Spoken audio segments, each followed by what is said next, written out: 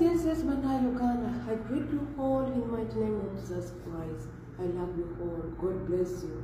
Bafani wange, more blessing. Come on, following God, Joyce wa Bobby. Akama pia. Kama kuna bobona. Hizo balamu ku video yani. Mujamene na kwa bidu tani yala. Wabi wani sakena kwa huko hizo masoko obaba mujamene. Obama America, Obama Comera. We are baby gwe. Umubi ante, umubi ya sente, umubi ya mataga, umubi ya makaga, basi bakubobinyo. Utisingana. Omani bana Uganda bona babera mu Kampala. Utisingana mujamene ne baga yo. Utisingana. Bana bagenda kutikinga bobi 2026. Kutikinga shabula ya tikinga. Olio kangano jja His Excellency Kyagulanyi tugenda kuvunaana ekintu eki kimu kulwawo kujja. Twanditegedde tutya nti ono omusajja Uganda kati agifugira ku stand kukakoka kwafugira. Olunaku olw'eggulo ng'ennaku z'omwezi 3 twabadde tulina okutandika ekintu kye bayita electoral process nga balina okutandika okuregisteringa abavubuka abagenda okwesimbawo. Ku gundi Electoral Commission ng'erina okuleeta registration zinene kuba tugenda twolekedde akalulu ka youth councils. Naye teyakikoze.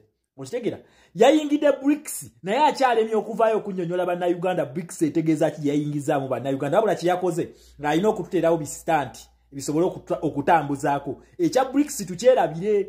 Okitegera twerabire ne turabire ne gundi ne electoral process yabadde erina okutandika olunaku olw'eggulo n'omusajja owano wetumutuusizza mwena abalowoozanga nti Museveni ono wamanyize nabagamba this guy has never been smart. Museveni tabeerangako mugezi, talibeera mugezi, tajja kubeera mugezi. Naye nze nkubuulira kino, ne woona akola bisitanti, ne woona ayongezaayo electoral process, lazima tugenda kutuuka ku ssaawa eyo. Museveni, bonnayuganda nakugamba, this is the last chance okujjako Museveni. Ate tugenda kukitandika omwaka guno. Tugenda okutuuka mu 2026. Museveni is going to be no more. Kubanga nabagamba, ono omusajja yanyiga epeese tuufu erya foreign policy. Nti byonna ebikolebwa mu Uganda byali bikoleddwako okwekalakaasa tukulabye twalabako n'okwamaanyi ennyo okwa Kabaka naye lwaki teyavaako. Foreign policies zino zaali tezinateekebwa mu position yazo. Okitegera omwami ono ali mu BRICS naye ati okujja okunnyonnyola bannayuganda kati okwata otya munnayuganda n'omuyingiza chata ey'ensi endala n'otamunnyonnyola chata yeefa ku ki etegeeza ki n'otagimunnyonnyola. Okitegera wabula otaddewo stanti mu babyerabire. Some will follow your stance but abamu kuffe togenda kutukuba bistanti ebyo. Museveni yayingidde BRICS naye okuyingira BRICS nabagambye yeekutte ku bisubi. Tumukubye Abangereza n'Abamerika babeezezaawo Museveni ebbanga lino lyonna nga bamubeezaawo oyo fala. Naye kati essaawa eno last resort gye mumulaba tumukubye tikati ali mu kudduka mu BRICS. Russia na China asobole okufuna obuyambi obuwiki nabagamba tasobola kubeera mu BRICS unless ng'alina ekintu kye bayita people power. Naye wabanga takirina tasobola kubeera mu BRICS. Lwaki? Nakugamba olutalo luno lwakyuka, dynamics zaakyuka. Muzitya nti luli edde ekintu kino bakigezeseza ku Ssekabaka Mwanga owa Buganda. We bagamba nti yatta abajulizi n'afuna abantu ne bafuna obukyayi mu mutima. Bagenda okujja okumuwamba bamutwale ku Cyclist Island gye yafiira. Bannansi tebaasituka kubaako kye bakolawo olw'ensonga tibaali bafunye obusungu ku Ssekabakaani Mwanga. Naye nga before mu Uganda baali bakozesa ekintu kye bayita absolute monarchy oba monarchism. Eno Museveni gyagala okuzimba whereby nti monarchism abantu bonna babeera loyo kwoyo leader waabwe yabeera asalawo nga appointings kwanjagala mujjukire edda bakabaka balondanga bulonzi tigogenda kumfugirako ekitundu kyeno gwagenda okubeera kaggo simanyi gogenda kubeera gundi bwatyo nga appointing era nga bagamba n'engombo tikabaka tebamukuba bwami omwami oyo kyabadde ayagala okuzimba. Kati ekintu eky'abazungu bano ebakitestinga ne balabanga kikola ne bagamba nti senga tukwata obuyinza ne tubuddiza abantu nga basalawo ng'abantu bano bebaboosi baabali kijja kutukolera bulungi nti whereby ono anayagala yenna okuva ku ndagaano zaffe lazima ayina ogenda kuki ayina ogenda mu system endala naye we naaba enyigiriza abantu bajja kubeera ku saidi yaffe. Bwekityo bwe kibadde nga kikola okitegeera ekyo His Excellency Kyagulanyi kye yakoze kye yazuukusa ekyo Museveni kye yalinga ng'alwanira ebbanga lyonna kireme kujja ku abantu oleme kutegeera nti abo ba leaders be bakozi baffe ffe babboosi baabwe.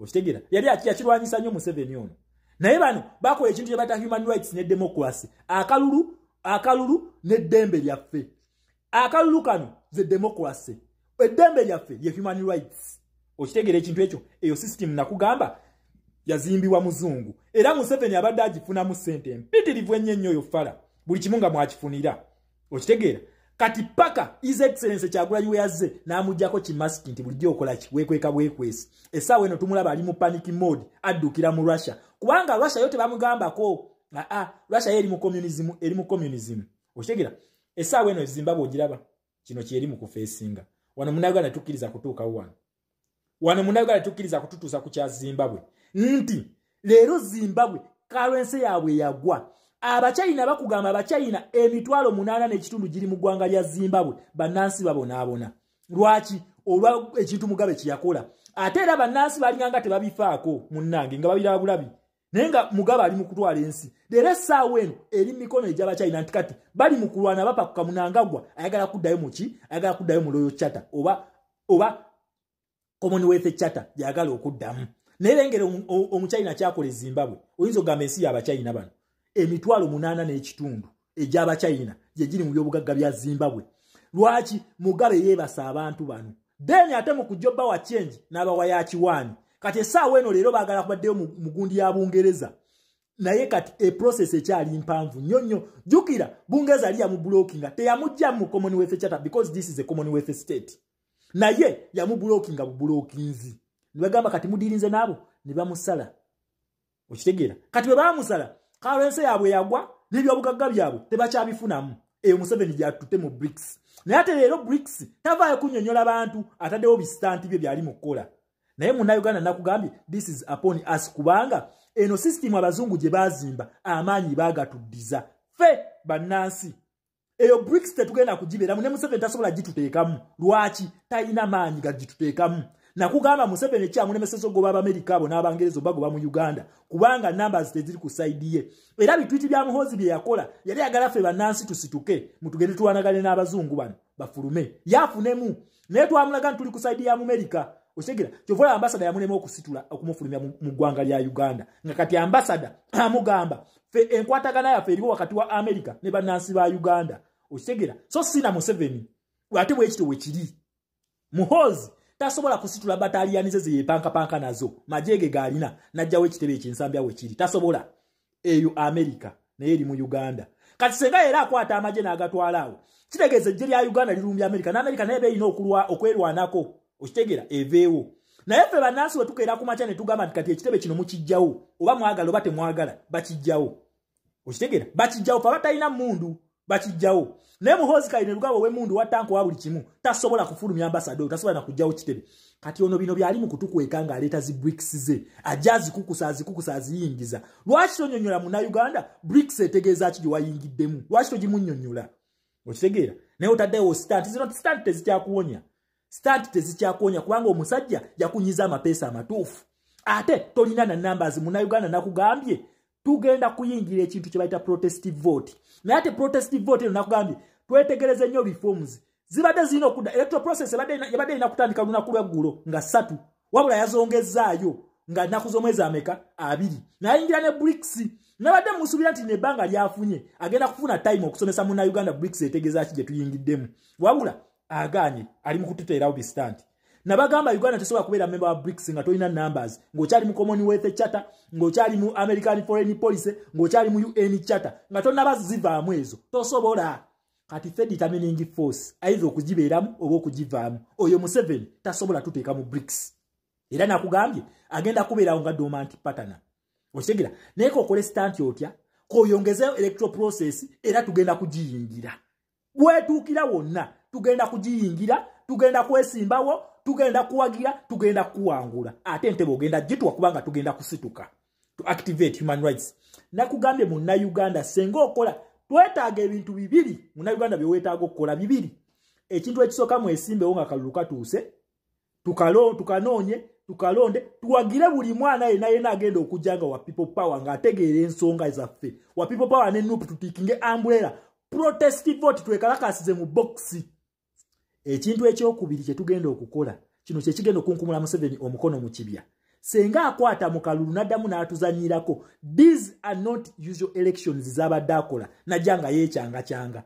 ajjewo taamu limiti ajo age limit kubanga ebyo bibye naye kati essaawa eno democracy ffe ekyokwerondera abantu wenjagala akwate bamuwaana akwate waawo okitegeera then abagenda tulaga tiendagano zonna nsazizzaamu then ffe tuba tuactivating ekintu kye bata human rights batugamba kwedefendinga senga constitution ebeera ekola ki emenyebwa wakyatya kuba sizize okitegeera sizize ne kati ali eyo mu ngundi yeebuzaabuza wazanya bistanti bye mukulu emyaka gy'olina sijja stanti Museveni tereera tukuwa akalulu n'abantu bo bonna mufulume eggwanga lyaffe period. That is the peaceful avenue. Wobanga toyagala kukuba kalulu ng'oyagala force twagala ogyewo njagala oleeta reforms oziteeke ku mmeeza otuggyeko eddembe lyaffe ery'okulonda oba kakwate ku luno okabbe bakuwaanawaana tulabe okitegeera nabagamba ono kyali tabeerangako smart just bano babadde nga bamuwakanya babadde bamuzanyisa buzanyisa amapeesa bagasyanga kifuula nnenge